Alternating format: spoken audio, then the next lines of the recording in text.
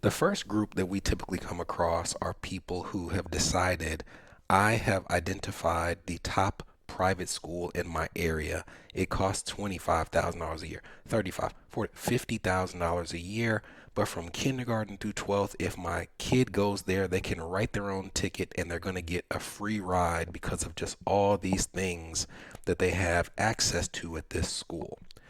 Can you articulate how colleges look at like the top private schools? What part of that is myth?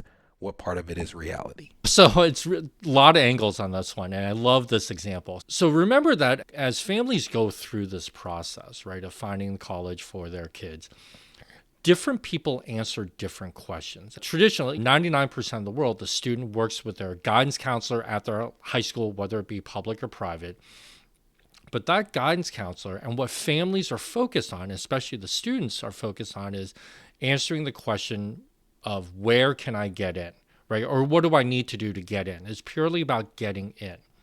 And part of what I do for work is I help families answer the question of what schools will give you the most aid, which is a different question with a different answer. So back to your example of, let's say, a top tier private school. So remember that colleges, even though that they might be a nonprofit college, but they are still fundamentally businesses, and they're businesses looking for certain types of customers.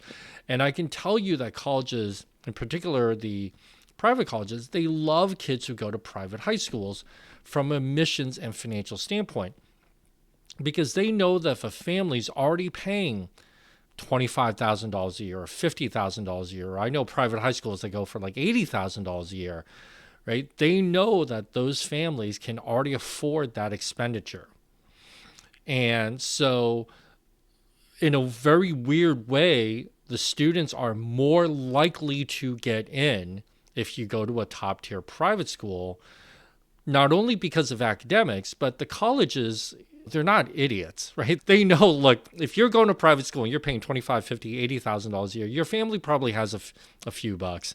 And so they're seeing dollar signs to let that kid go from that private school to that college. It's also kind of weird.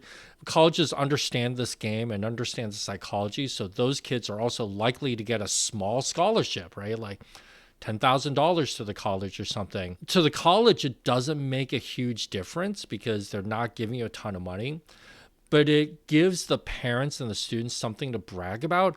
Oh, I got into XYZ college and they gave me a scholarship, right? So if you think about the psychology of it, if a college costs $90,000 a year and they give a $10,000 scholarship, the net cost is 80. But saying to your family at Thanksgiving dinner, hey, I got a $10,000 scholarship, so I'm paying 80, is a lot better psychologically than saying I got into a college that just costs $80,000 a year, but there was no scholarship, right? The net cost is the same, but the feeling's different. So colleges really, really understand this. So you go to a top tier private high school, your chances of getting into a top tier college are actually better, but that doesn't necessarily mean that you're going to get a lot of aid, right? And families have to decide sort of what question is more important to them.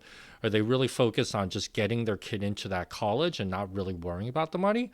Or they're really focused on, I want my kid to go to college, but I really need to worry about the money.